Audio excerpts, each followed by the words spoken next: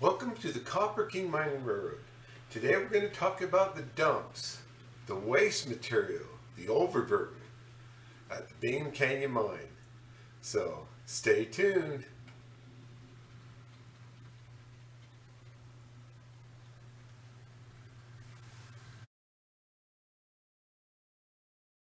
Capping material, waste rock, the dumps. We start with the movie clip from Desert Empire showing a waste train crossing Alline Bridge to the north side dumps. Then we see these side dump waste cars at work, dumping their loads over the side. This was once an everyday occurrence 7 days a week, night and day. From the very beginning of open cut mining, the first material removed was capping material or waste rock. This was necessary to get to the ore. Remember, a mineral is only an ore if it can be mined at a profit. For years, overburden had to be removed at a ratio of 3-to-1 or even more. Moving large amounts of material was first done by steam shovels and steam trains, mass-producing this low-grade ore to make a profit. It was the first time this method was used to produce copper. At the beginning, to keep the cost low, Daniel Jacqueline had the idea to move the waste material to the shortest distance as possible.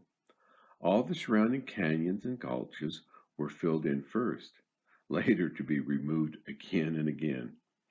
I wonder how many times they moved the same material.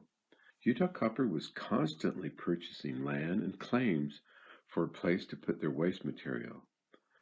This panoramic photo shows the same spot high above Highland Boy, first as it was, and then they colored in where the material would be placed. The north side dumps all the way down the canyon was used and will all be filled in. The bridges up in Car Fork were built to access all these north side dumps. We had a video on that, the bridges of Car Fork, and that's really interesting. Let's look at some of this early equipment they used. The first dump cars were made out of wood. I bet that didn't last long. Look at the larger boulders they're loading in these wooden cars. Then they went to these metal dump cars. They were small, but it looks like they got the job done. Now this picture was taken in 1907 when they was working on the low grade line. You can see they're loading these waste cars by hand. Boy, that would take some time, wouldn't it? And then here's some other pictures of them working on this low grade line. You see the small engine they're using in the small waste cars. Then over time, the waste cars just kept getting bigger and bigger. They used 30 to 40 ton waste cars. You see them dumping over the edge right here.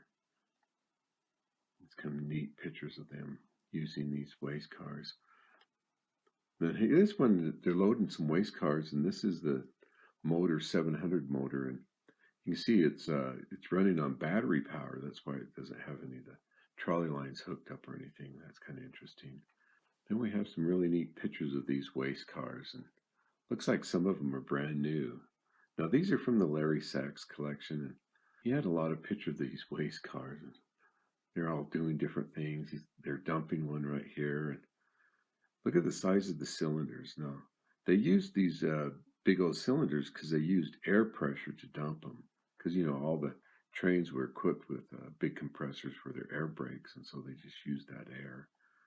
So we just show pictures of these side dump waste cars. I think it's really interesting to see these pictures. And then we'll show you some pictures of the dumps and the places they used to go, and the canyons and gulches they actually filled in throughout the mine area. It's kind of fun. Here's a great big overhead picture of the mine, and you can see the dumps are growing right there. As the north side dumps got filled in, they had to move their waste material to the east side of the Ochre Mountains. Here's a picture of them, the east side of the Ochre Mountains, and you can see this from the valley. And this is how I remember it. The dumps were there, and you could look like a layered cake, all the dumps going across the mountain.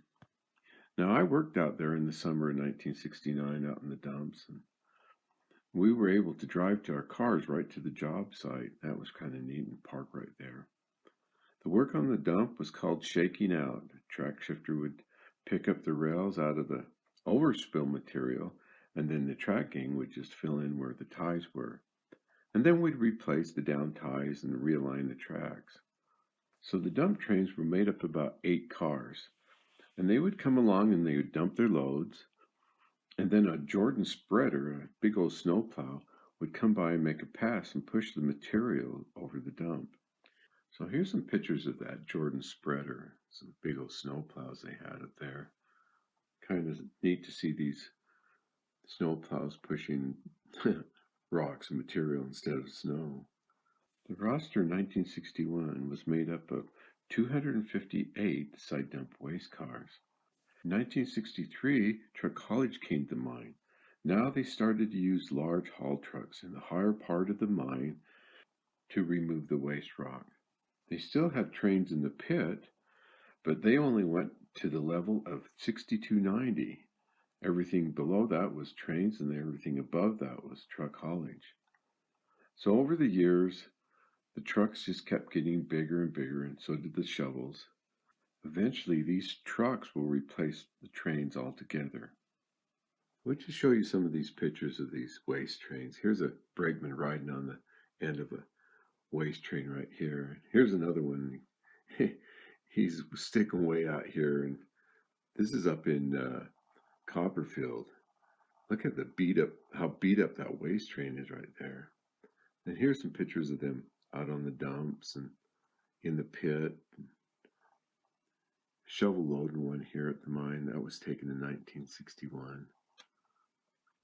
Here's a cover of a Kinescope magazine. That was a company magazine that shows the side dump waste cars dumping right there. And then just some other pictures out throughout the mine area.